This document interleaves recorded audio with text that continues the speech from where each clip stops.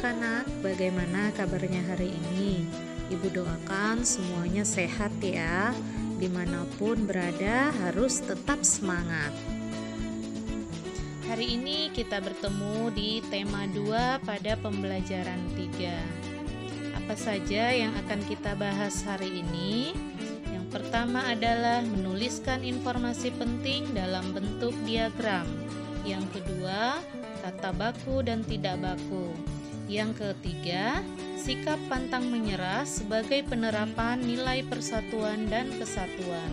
Yang keempat, mempertahankan persatuan dan kesatuan pada masa kemerdekaan.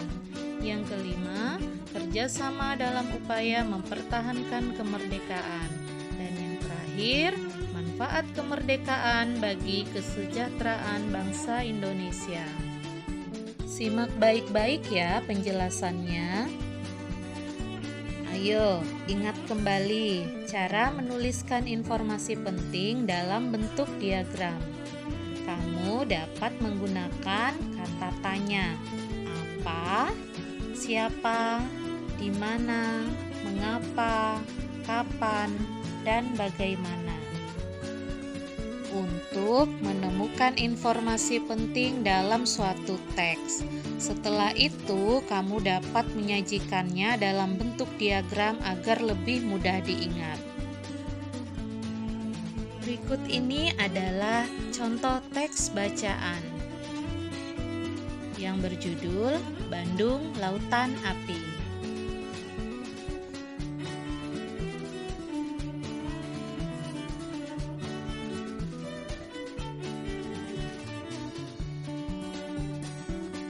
Setelah membaca teks tersebut dengan cermat, kita akan membuat diagram berdasarkan teks tersebut.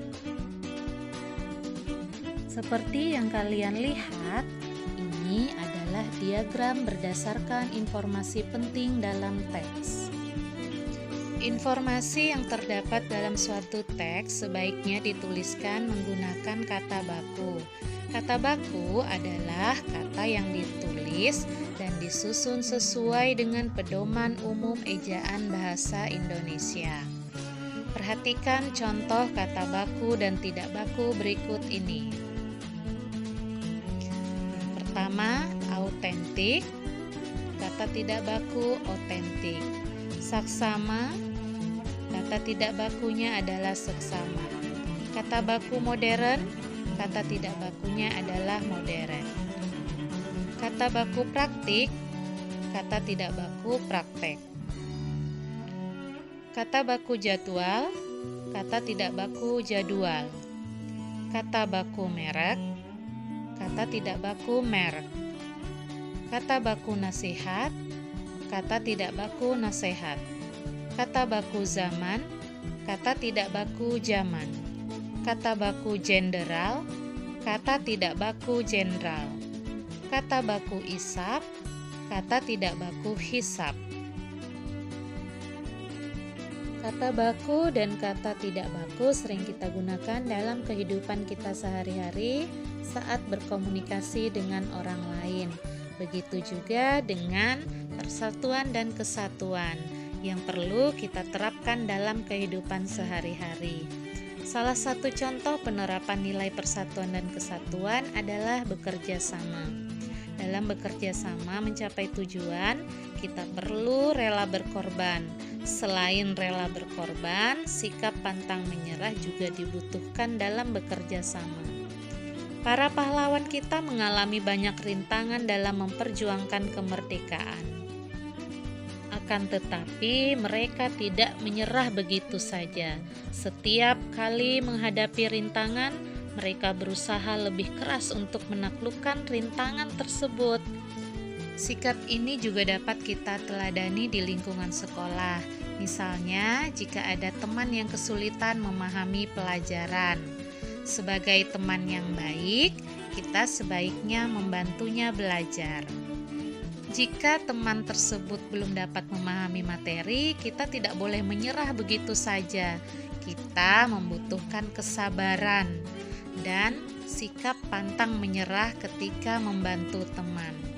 teman kita pun harus pantang menyerah untuk memahami pelajaran tersebut. Berikut adalah contoh sikap pantang menyerah di kehidupan sehari-hari. Yang pertama, giat belajar untuk mendapatkan nilai yang baik. Yang kedua, meminta bantuan teman, guru, atau orang tua jika kesulitan memahami pelajaran. Yang ketiga, membela kebenaran dan keadilan.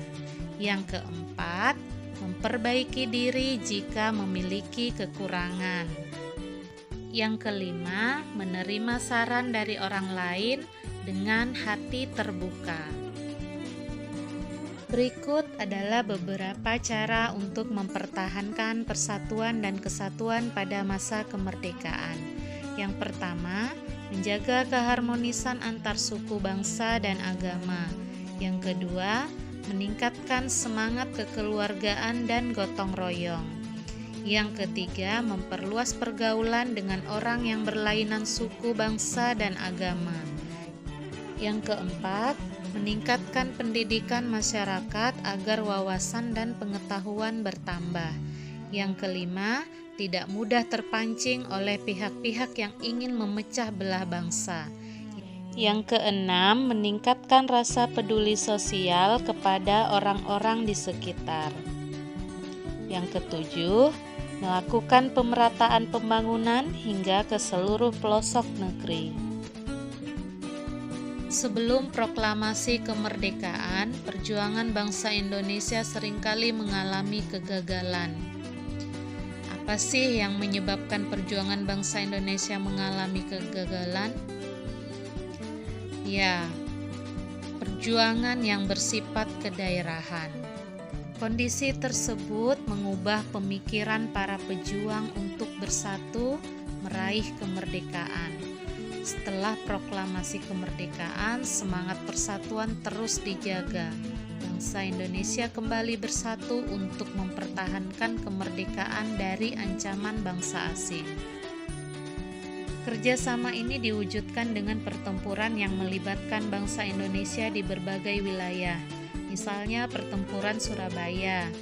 Bung Utomo dan arek-arek Surabaya bekerja sama untuk meraih sebuah tujuan, yaitu mempertahankan kemerdekaan dan mengusir sekutu dari Surabaya. Tujuan ini dapat tercapai karena kerjasama yang berlandaskan semangat persatuan. Melakukan suatu kegiatan dengan cara bekerja sama memudahkan kita dalam meraih sebuah tujuan. Begitupun ketika kamu belajar di sekolah, kamu dan kelompokmu bekerja sama untuk menyelesaikan tugas yang diberikan oleh gurumu. Kerjasama membuat pekerjaan menjadi ringan dan cepat selesai. Apa saja manfaat kemerdekaan bagi kesejahteraan bangsa Indonesia? Yang pertama, pada bidang pendidikan. Pada masa penjajahan, pendidikan hanya dimiliki oleh golongan bangsawan. Selain itu, hanya kaum laki-laki saja yang berhak memperoleh pendidikan. Setelah kemerdekaan, seluruh rakyat Indonesia berhak memperoleh pendidikan yang layak. Pria dan wanita memiliki hak yang sama untuk memperoleh pendidikan. Hal tersebut tercantum dalam pembukaan Undang-Undang Dasar 1945 alinea keempat, yaitu mencerdaskan kehidupan bangsa. Di bidang perekonomian, sebelum merdeka, sebagian besar rakyat Indonesia hidup dalam perekonomian yang sulit. Kebijakan para penjajah amat menyengsarakan rakyat. Bahkan beberapa kebijakan seperti tanam paksa, kerja rodi, atau romusa menyebabkan kematian rakyat Indonesia. Setelah merdeka, perekonomian Indonesia berhasil dikuasai oleh negara. Rakyat Indonesia dibebaskan untuk melakukan kegiatan ekonomi untuk meningkatkan kesejahteraannya. Hal ini sesuai dengan cita-cita bangsa Indonesia yang tercantum dalam pembukaan Undang-Undang Dasar 1945 alinea kedua, yaitu kemerdekaan negara Indonesia yang merdeka, bersatu, berdaulat, adil, dan makmur. Manfaat kemerdekaan selanjutnya yaitu di bidang sosial. Setelah proklamasi kemerdekaan, setiap rakyat Indonesia memiliki hak dan kewajiban yang sama. Tidak ada lagi pengelompokan rakyat Indonesia seperti pada masa penjajahan. Setiap suku memiliki derajat yang sama. Keberagaman budaya pun mulai terlihat dilestarikan sebagai kekayaan bangsa. Meningkatkan kesejahteraan rakyat merupakan tanggung jawab pemerintah. Akan tetapi, sebagai warga negara, kita dapat ikut serta meningkatkan kesejahteraan masyarakat sekitar.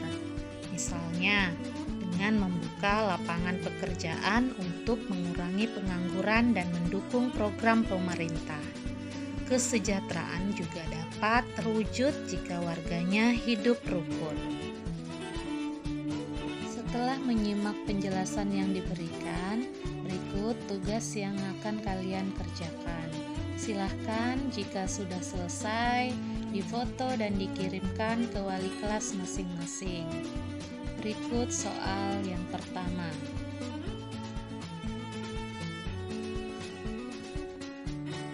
Yang kedua.